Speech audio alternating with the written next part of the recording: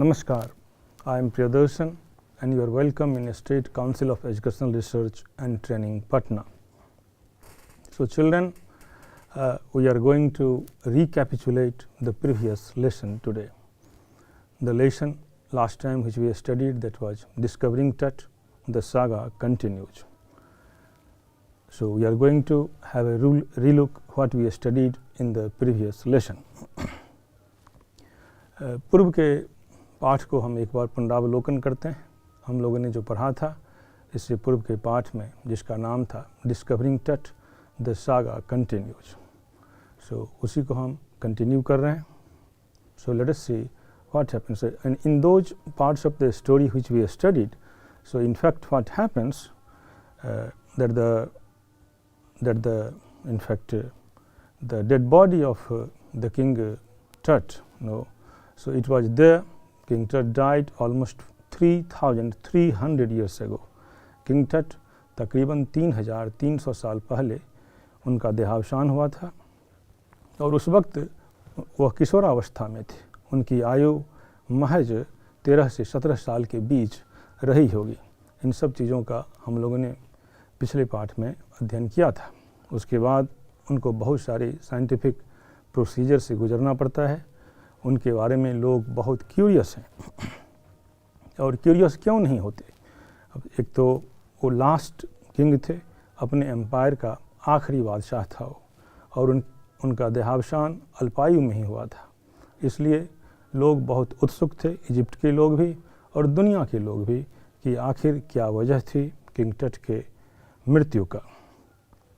तो इसी वजह को जानने के लिए सारे लोग क्यूरियस थे। यहाँ तक कि साइंटिफिक कम्युनिटी में भी यह क्यूरियोसिटी थी। वैज्ञानिक लोग भी काफ़ी उत्सुक थे इस वजह को जानने के लिए कि आखिरकार उनकी मृत्यु कैसे हुई। इस सिलसिले में कार्टर जो आर्कियोलॉजिस्ट हैं वो पहला कदम वो उठाते हैं। इन 1922 ही ट्राइड टू अनर्थ द मिस्ट्री। तो 1922 में वो इसकी खोज करना शुरू करते हैं। 1968 में फिर से खोज की जाती है। तो इस तरह से यह खोज का दौर जारी रहा। किंग टट remained a mysterious figure not only for the people of Egypt but also among the scientific community, among the people who loved history, among the people who were aware about the history of Egypt. So Egyptian history is of course very fascinating. We have already discussed all these things in the previous lesson. तो एक बार फिर से हम आपको pyramid की अजब गजब दुनिया इजिप्ट की ओर ले चलते हैं। Let us travel together. What happens thereafter, let us see in the coming slide. So he set the mummy outside in blazing sunshine that heated it to 149 degrees Fahrenheit. अब जरा सोचें इस बात पर। कार्टर जो है उस कॉफिन को सन हीट में रखता है, and the sun heat was blazing. It was fiery experience. As we already know, that part of Egypt is very hot. Egypt के उस पार्ट में बहुत ज़्यादा गर्मी होती है। तो कार्टर उस कॉफिन को बाहर रखता है इस उम्मीद के साथ ताकि वो जो रेसिन था जिससे वो चिपका हुआ था वो थोड़ा सा मेल्ट करे और वो इजीली उनको निकाल सके। Nothing budged. So Carter kept the mummy in almost 149 degrees Fahrenheit. 149 degrees Fahrenheit की गर्मी में, धूप में कार्टर उस कॉफिन को रखता है। उनकी ये उम्मीद है कि इतनी गर्मी में उसके जो रेसिन हैं वो थोड़े से मेल्ट करेंगे, वो थोड़े पिघल जाएंगे और उसके बाद उनको डेड बॉडी को निकालने में आसानी होगी।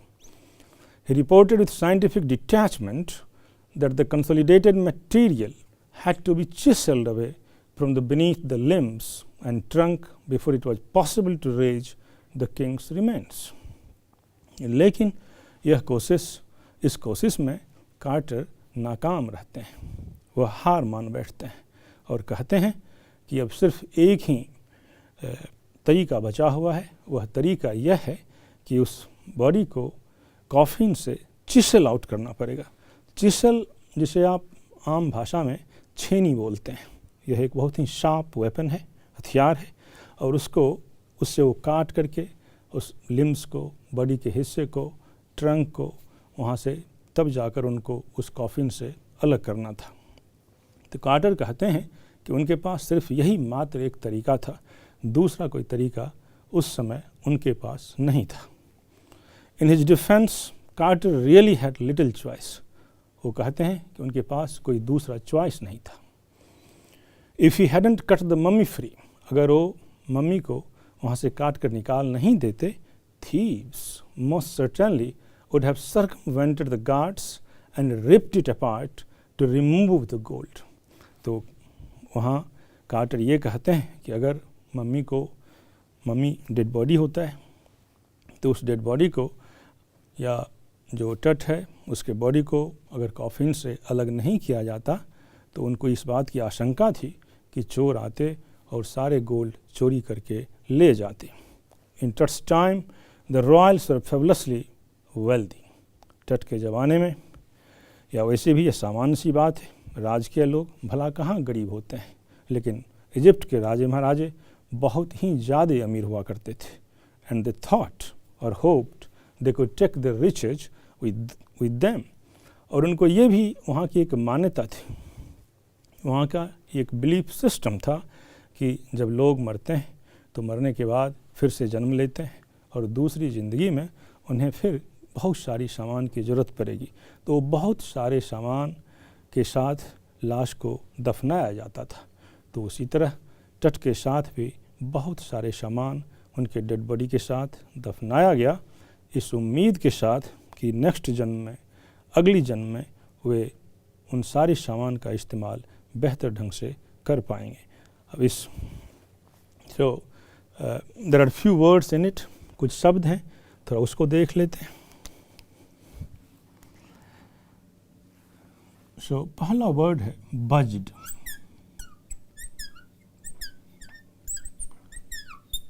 दूसरा है सर्कमवेंटेड।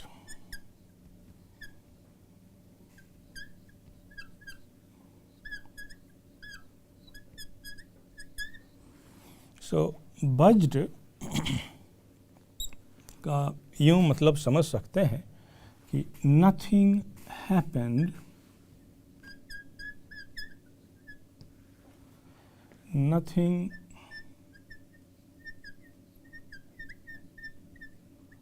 happened positively।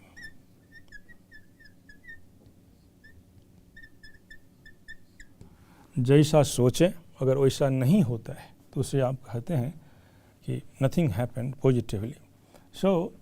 nothing happened in fact in that sense, कुछ हुआ नहीं, कार्टर ने जो सोचा उसका ऐसा कुछ हुआ नहीं, इसलिए उन्होंने लिखा कि nothing budged। सर्कमवेंट का एक मतलब है ओवरकम करना, किसी भी चीज़ को पार कर जाना, नज़रअंदाज करना या लांघना। अगर लांघना लिखें तो ज़्यादा ठीक है। अब एज फॉर एग्ज़ाम्पल आप इसका इस्तेमाल कर सकते हैं, जैसे आप यूँ कहें कि यू रिक्वेस्टेड योर डैड और you requested your dad to buy a new mobile set. आपने अपने पापा से रिक्वेस्ट किया कि मुझे एक नया मोबाइल सेट दें। You requested again and again but you can say nothing buzzed, लेकिन कुछ नहीं हुआ, मामला बेअसर रहा, उन पर कुछ असर नहीं पड़ा। तो इस तरह से आप इस शब्द का इस्तेमाल कर सकते हैं कि लाख कोशिश के बाद भी अगर कुछ नहीं हो तो आप कह सकते हैं नथिंग बज्ड, नथिंग हैपेंड। दूसरा है सर्कमवेंटेड का मतलब ओवरकम है।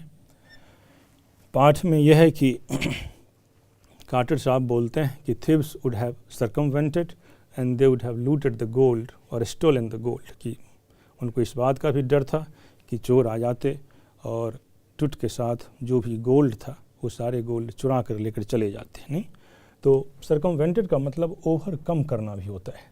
अब जैसे सेंटेंस में आप ऐसा देख सकते हैं कि there are so many laws in the country for good thing no but many people circumvent the laws, कि देश में, दुनिया में बहुत सारे कानून हैं, लेकिन बहुत सारे ऐसे भी लोग हैं जो कानून को सर्कमवेंट कर जाते हैं, कानून को लांघ जाते हैं, ओवरकम कर जाते हैं.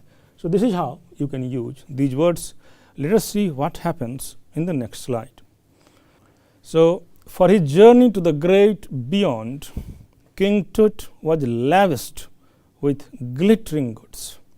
For his journey to the great beyond, इस संसार से, वहाँ के लोगों की ये मान्यता थी कि इस संसार से परे भी एक संसार है, इस जहान के बाद भी एक दूसरा जहान है, जिसे आप यहाँ हम लोग परलोक कहते हैं.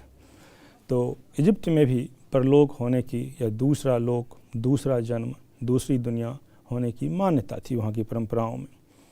तो for his journey to the great beyond, उस पार की दुनिया के लिए, king Tut was lavished with glittering goods. King Tut के पास बहुत सारे सामान, बेशकीमती सामान से उनको लाद दिया गया था. लैविश्ड मतलब भर देना, ग्लिटरिंग का मतलब शाइनिंग होता है, चमकते हुए चीज़ों. प्रीशियस कॉलर्स, इनलेड नेकलेसेस जिसको आप हार कहें, ब्रेसलेट्स, रिंग्स, एमुलेट्स, एमुलेट्स को आप तावीज़ कह सकते हैं, एंड सेरेमोनियल एप्रॉन और बहुत बेशकीमती कपड़े, सैंडल्स जूते, सीथ्स छोटे छोटे ornaments for his fingers and toes, and now iconic in a coffin and mask all of pure gold. और जो इनर कॉफिन था, हम लोगों ने इसे पढ़ा था इससे पहले के पूर्व के स्लाइड्स में कि जो कॉफिन था वो 3 कॉफिन एक ही साथ थे, और जो थर्ड कॉफिन था उसमें टुट के डेड बॉडी को रखा गया था. तो वह जो कॉफिन था उसकी दीवारों को, उसके साइड्स को प्योर गोल्ड से सजाया गया था. टू सेपरेट टुट फ्रॉम हिज एडॉर्नमेंट्स, और उनके जो जेवरात थे, उनके जो गहने थे, उनसे उनको जुदा करने के लिए, उनसे उनको अलग करने के लिए, Carter's men removed the mummy's head and severed nearly every major joint. तो कार्टर के लोगों ने पहले तो उनके गर्दन को, उनके हेड को, उनके सर को अलग किया, सर को अलग किया मतलब बॉडी से अलग किया, and severed nearly every major joint, और तकरीबन हर महत्वपूर्ण जॉइंट को काट काट कर अलग किया, या यूँ कहें इकट्ठा किया. वंस दे हैड फिनिश्ड, और जब ये काम पूरे हो गए, they reassembled the remains on a layer of sand in a wooden box with paddling that concealed the damage the bed where Tut now rests. तो उन सारे को इकट्ठा करके बाद में फिर से उसको उन्होंने रीअसेंबल किया on a layer of sand, रेत की एक परत बनाया वुडन के बॉक्स में, और फिर उन सारी चीज़ों को, बॉडी पार्ट्स को, उनको फिर से उसमें रख दिया गया. So this is how Carter, you can say, operated his own exercise. सो Carter, in fact, as he was the first person to go into the investigation of King Tut or Pharaoh Tut, that what was the mystery behind his death, what were the reasons of his death. So to investigate all these major aspects related with the mystery of his death, Carter was the first man to investigate. And in his investigation, or in the process of his investigation, in fact, he had no option but to cut every part of his body, to collect it, to take it out from the coffin, as we have already learnt it, that the resin, it was so thick, so hard, that almost it made impossible to separate the body from the coffin. जैसा कि हम लोगों ने पहले देखा है कि जो कार्टर थे वो पहला व्यक्ति थे जिन्होंने कोशिश की कि टुट के मौत के रहस्य के बारे में कुछ पता किया जाए. आखिरकार क्या वजह थी कि राजा कैसे मर गया उतनी अल्पायु में. तो उनका ये पहला प्रयास था, और उस पहले प्रयास में उनके पास कोई ज़्यादा चॉइस नहीं थी. तो इसलिए, क्योंकि कॉफ़ी में जिस ढंग से उनके बॉडी को रखा गया था वह इतना हार्ड हो गया था, इतना चिपक गया था कि उसको अलग करने के लिए उनके पास कोई तरीका नहीं था. इसलिए उन्होंने बॉडी के एक एक पार्ट को काट कर उससे अलग किया और फिर उसको रीअसेंबल करते हैं, फिर से बनाते हैं और फिर उसको एक कॉफिन में रेत की परत बिछा करके उनको डालते हैं. सो this is how Carter went on with his operation. Now let us see what happens in the next slide. Archaeology had changed substantially in the intervening decades. So archaeology, पुरातत्व विज्ञान जिसे आप कहते हैं, so it has changed substantially. Substantially की जगह आप significantly भी कह सकते हैं. तो archaeology has changed substantially in the intervening decades. बाद के दशकों में पुरातत्व विभाग में बहुत आयाम या बहुत नायाब परिवर्तन हुए, मूल चूल परिवर्तन हुआ आप यूँ कहें, या बहुत ज़्यादा प्रगति किया. Focusing less on treasure and more on the fascinating details of life and intriguing mysteries of death. तो बाद के जो आर्कियोलॉजी विभाग में बाद में जो परिवर्तन आए, बाद में जो उसमें वैज्ञानिक दृष्टिकोण का विकास हुआ, तो उसमें इस बात पर तवज्जो दिया गया कि खजाने पर नहीं ज़्यादा जोर दे करके डिटेल्स पर जोर दिया जाए, उसकी ज़िंदगी पर जोर दिया जाए कि आखिर उनका जिस समय वो मरे उस समय उनकी उम्र कितनी रही होगी, मरने की वजह क्या रही होगी. इंट्रीगिंग मिस्ट्रीज, जो एक पहेली जैसा हो, इंट्रीगिंग हो, इंट्रीगिंग का मतलब पहेली जैसा कह सकते हैं, जिसको सुलझाना उतना आसान नहीं हो. तो इंट्रीगिंग मिस्ट्रीज ऑफ डेथ, कि आखिरकार मौत के पीछे क्या रहस्य था. It also uses more sophisticated tools, और यह बहुत ही सोफिस्टिकेटेड टूल्स, सोफिस्टिकेटेड औजारों का इस्तेमाल करते हैं, बहुत ही अत्याधुनिक औजारों का इस्तेमाल करते हैं, इंक्लूडिंग मेडिकल टेक्नोलॉजी. और सिर्फ आर्कियोलॉजी साइंटिफिक टेक्नोलॉजी का ही इस्तेमाल नहीं करते हैं, साथ साथ मेडिकल टेक्नोलॉजी का भी वो इस्तेमाल करते हैं. हम आगे देखेंगे कि मेडिकल साइंस के, चिकित्सा विज्ञान के किन उपकरणों का इसमें प्रयोग किया गया है. इन 1968, more than 40 years after कार्टर्स discovery, 1968 में तकरीबन 40 साल कार्टर्स की खोज के बाद, एन एनाटॉमी प्रोफेसर, एक शरीर विज्ञान का प्रोफेसर, एक्सरेड द ममी, तो उसने टुट के बॉडी का एक्सरे किया, and mummy and revealed a startling fact, और बहुत ही चौंकाने वाले फैक्ट, तथ्य उजागर किए. Beneath the resin that cakes his chest, वो जो रेसिन था जिससे बॉडी चिपका हुआ था, उसके नीचे हिज ब्रेस्ट बोन, उनके सीने के हड्डियाँ, एंड फ्रंट रिब्स, और आगे के पजरे के, आर मिसिंग. तो जब उन्होंने एक्सरे किया 1968 में, तकरीबन कार्टर की डिस्कवरी के 40 साल के बाद, तो उनको लगा कि उनके ब्रेस्ट बोन, उनके सीने की कुछ हड्डियाँ, उसके बाद कुछ पसलियाँ, ये सब गायब हैं. तो what we can say that archaeology in fact later on in the later years, of course there was great development in the field of archaeology. There was great scientific development in the field of archaeology, and archaeology started using different sorts of sophisticated tools, and it also took the help of medical science. And thereafter, one professor, after 40 years of the discovery of Carter, one professor x-rayed the mummy, and what he found, it was really surprising. It was really very startling. जो उन्होंने खोजा वो बहुत ही startling था. He found some bones from the chest and the ribs, they were missing. उन्होंने पाया कि सीने की कुछ हड्डियाँ और कुछ पसलियाँ गायब थी.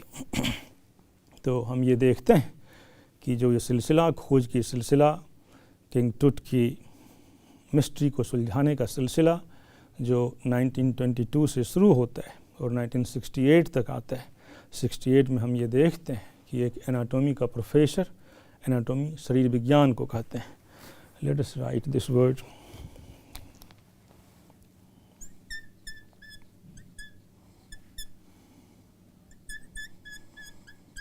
Anatomy,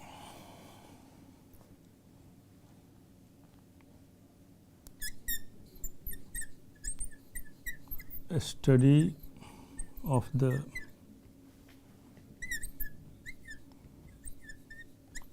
science of human body.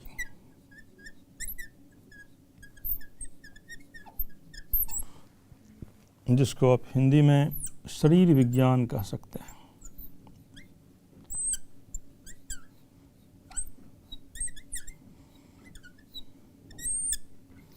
तो जब पुरातत्व विभाग ने काफ़ी कुछ तरक्की की तो उसमें उन्होंने साइंटिफिक वैज्ञानिक तौर तरीके का भी इस्तेमाल किया, साथ में चिकित्सा विज्ञान के क्षेत्र से भी कुछ यंत्रों का इस्तेमाल किया गया।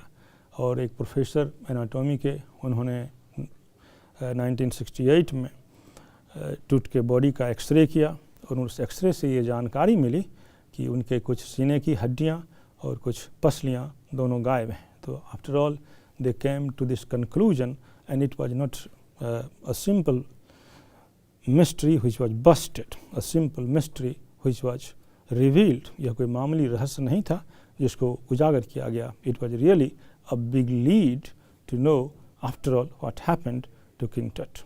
तो ये एक बहुत बड़ा खोज था, बहुत बड़ी एक लीड थी किंग टुट के बारे में जानने का। Now let us see what happens in the next paragraph.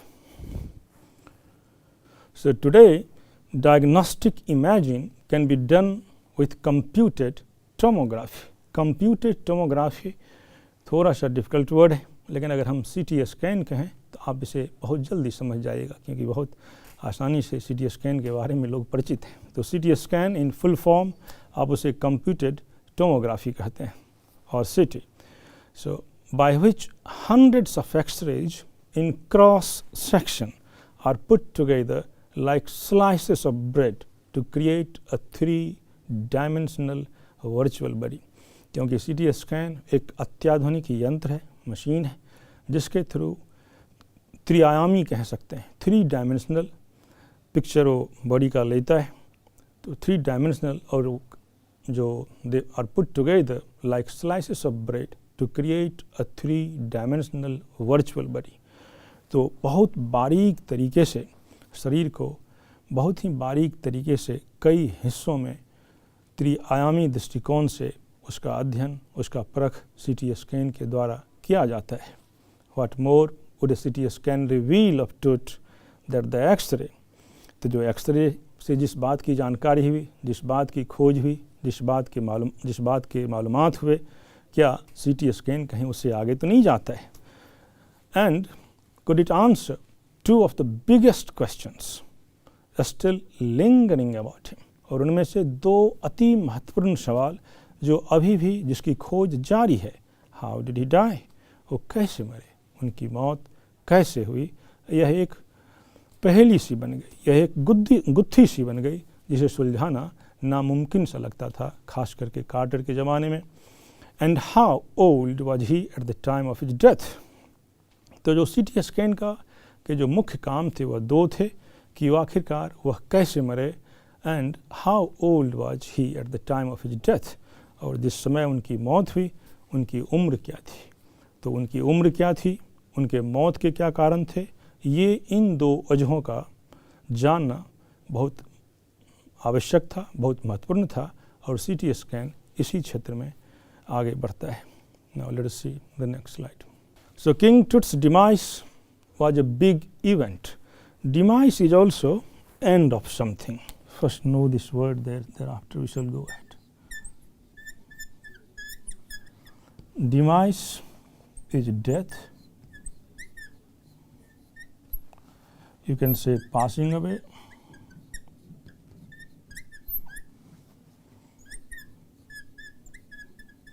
You can say departure.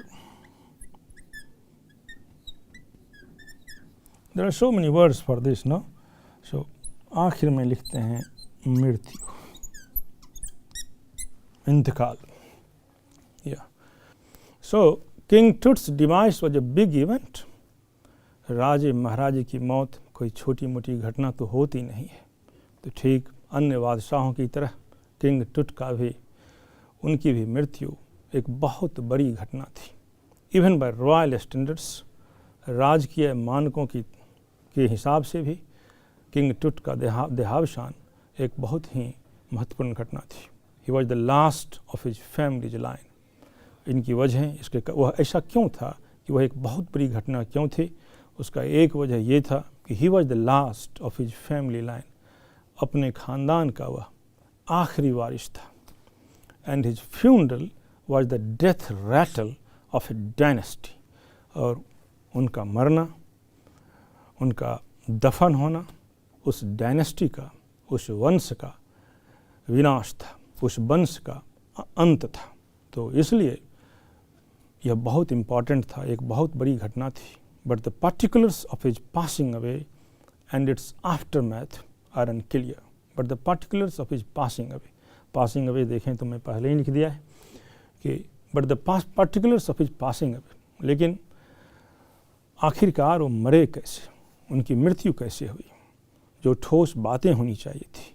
And its after math, और उसके बाद क्या हुआ, तो उनकी मृत्यु कैसे हुई और मृत्यु के उपरांत क्या हुआ, यह अभी भी अनक्लियर है। एमेनहोटेप थर्ड टुट्स फादर और ग्रैंडफादर, इस नाम को याद रखें। Just I am writing the name only.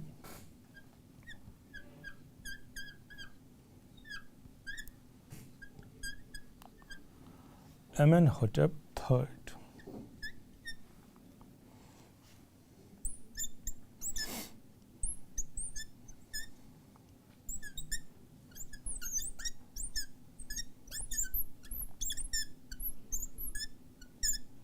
तो ऑथर कहता है कि Amenhotep third either he was the father और the grandfather of king Tut, या तो वह पिता था या दादा था। तो ऑथर भी इस बात में सर्टेन नहीं है कि एमेनहोटेप थर्ड कौन था। सो एमेनहोटेप थर्ड टुट्स फादर और grandfather was a powerful pharaoh, वो एक बहुत शक्तिशाली राजा था। who ruled for almost 4 decades, एक डेकेड में 10 साल होते हैं, ये तो मालूम होगा आपको। तो ये जो एमेनहोटेप है, जिसको ऑथर फादर या ग्रैंड फादर कहता है टुट का, उन्होंने तकरीबन 40 वर्षों तक शासन किया। At the height of the 18th dynasties golden age, 18th dynasty का इसे सुनहरा या इसे स्वर्ण युग कहा जाता है, क्योंकि उन्होंने 40 साल तक शासन किया था। हिज सन एमेनहोटेप फोर्थ, और इनका जो लड़का था Amenhotep fourth, succeeded him and initiated one of the strangest periods in the history of ancient Egypt. और इनका जो लड़का है, जिसका नाम एमेनहोटेप फोर्थ है, इसका शासनकाल सबसे ज़्यादा अजीबोगरीब रहा। इसके शासनकाल में बुरी बुरी बातें हुई, बुरी बुरी चीज़ें हुई। तो the rule of Amenhotep fourth was of course not a good thing in the history of ancient Egypt. And why it was not a good thing, so let us see in the coming paragraph. So the new pharaoh, जो नया राजा है, जो एमेनहोटेप fourth है, क्योंकि एमेनहोटेप fourth जो है Amenhotep third का लड़का है। तो the new pharaoh promoted the worship of Aten. Eton एक इजिप्शियन गॉड है, जिसको सन डिस्क आप कह सकते हैं, या सूर्य का उपासक आप कहें। So what happens, the new pharaoh promoted the worship of Eton. ये जो नया राजा आया एमेनहोटेप फोर्थ, नो, तो इसने सन डिस्क का वर्शिप शुरू किया, एटन गॉड का पूजा शुरू किया। चेंज्ड हिज नेम अखेनेटन, और उसने अपना नाम एमेनहोटेप फोर्थ से अखेनेटन कर लिया। इस नाम को भी लिखना जरूरी है।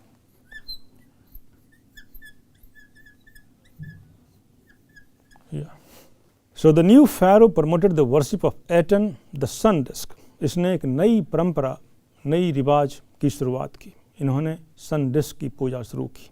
चेंज्ड हिज नेम टू अखेनेटन, और अपना नाम तक बदल लिया।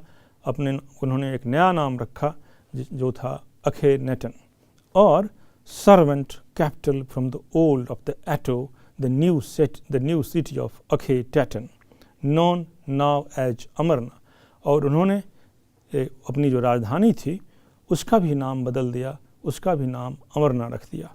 ही thereafter sought the country by attacking Ammon, और उसके बाद वो यहाँ तक ही नहीं रुके, उन्होंने उनके जो कारनामे थे, एक तो उन्होंने अपना नाम बदला, शहर का राजधानी का नाम बदला, और जो पारंपरिक तौर से जिस ईश्वर की लोग पूजा कर रहे थे उसको भी उन्होंने बदला, उन्होंने सन डिस्क की पूजा करना शुरू किया। सो ही thereafter sought the country by attacking Ammon, और उसके बाद उन्होंने अमन जो एक डेटी है, जो वहाँ की एक देवी, पारंपरिक देवी हुआ करती थी, उस पर अटैक किया, उस पर आक्रमण किए, उसकी मूर्तियों को तोड़ा। अ मेजर गॉड, वो एक ईश्वर थे, भगवान थे ये। Furthering his images and closing his temple the have been a horrific time and it was really a terrible time. एक बहुत भयावह समय था, क्योंकि उन्होंने सारा कुछ उन्होंने बदल दिया। एक नई परंपरा, एक नए ईश्वर, एक नए रिवाज, एक नई राजधानी, ये सारे चीज़ उन्होंने बदले। Said Ray Johnson, director of the University of Chicago research centre in Luxor. So Luxor में, शिकागो यूनिवर्सिटी में जो प्रोफेसर जॉनसन हैं, उन्होंने ये सारी जानकारियाँ दी। The site of the ancient Thebes, the family that had ruled for centuries, वह परिवार जो सैकड़ों साल तक शासन किया, was coming to an end, उसका अवसान हो रहा था, वह खत्म हो रहा था। And then Akhenaten went a little wacky. wacky का मतलब क्रेजी होता है, थोड़ा सनकी सा होता है।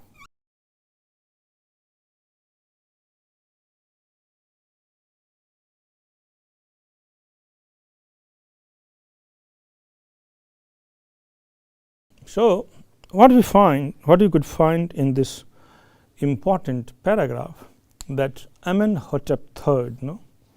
So he was really a great king, a very he brought prosperity to the kingdom, a very popular king. He ruled for at least 4 decades, 40 साल तक उनका शासन रहा। He was really a great king. People revered him. वो एक महान शासक था, लोग उनको खूब याद करते थे। लेकिन thereafter his own son, लेकिन उसके बाद उसका अपना लड़का, जिसका नाम अखेनेटन या एमेनहोटेप जो 4th था, तो his rule was really a curse for the people of Egypt. Egypt के लोगों के लिए उनका शासन एक अभिशाप मात्र था। Why it was a curse? वह अभिशाप मात्र क्यों था, यह भी ज़रा जाने। हमने अभी डिस्कस किया था कि he changed the worship of traditional God, जो पारंपरिक रूप से जिस ईश्वर की पूजा होती थी, उन्होंने उसको चेंज कर दिया। Then what he did, he adopted or he started worshipping Aten, that is the sun disk. तो आमुन की जगह उन्होंने एटन की पूजा शुरू की। उन्होंने बाद में he changed the name of the capital city also, वो जो राज्य की राजधानी थी उसका भी नाम बदल दिया। and he didn't stop there itself, उन्होंने सिर्फ यहाँ तक ही वो नहीं रुके, उसके आगे भी चलकर उन्होंने he destroyed in fact the several images of the old God. पुराने जो देवी देवता थे उनके इमेजेस को उन्होंने विध्वंस कर दिया, उनके इमेजों को उसने तबाह किया, उसने तोड़ा। And ultimately he changed his name also, so he became Amenhotep IV to Akhenaten. So this is how he did all the things, and therefore it is said that his rule was a curse on the empire of Egypt. Egypt के empire पर उसका शासन एक अभिशाप था। So dear children, you can say, how was the journey to the country of pyramids? Pyramids के देश की यात्रा हमारी कैसी रही? Was it not a fascinating story? It was really a wonderful story which deals with so many subjects all together. You knew about history, you knew about certain things of medical science, and how the modern science and technology is helpful in busting the mystery of the past. पूर्व की जो बातें थी, जो रहस्य थे, जिस पर समय के पर्दे पड़े हुए थे, जिसके बारे में लोग उहापोह में थे, उन सारे तथ्यों को उजागर करने में आधुनिक विज्ञान का कितना बड़ा योगदान है। तो हमने we studied about the tradition of Egypt, Egypt की परंपरा के बारे में हमने पढ़ा। जो किंग टट थे, at a very early age he died, his rule was a very short lived rule, but he was one of the most revered king of Egypt. लेकिन इजिप्ट में शाही ख़ानदानों में उन्हें सबसे ज़्यादा याद किया जाता है, तो उनके बारे में हम लोगों ने पढ़ा। And rest of the things we shall have in the next episode. Till then, goodbye. Hope, take care of your life and study. Thank you. Namaskar.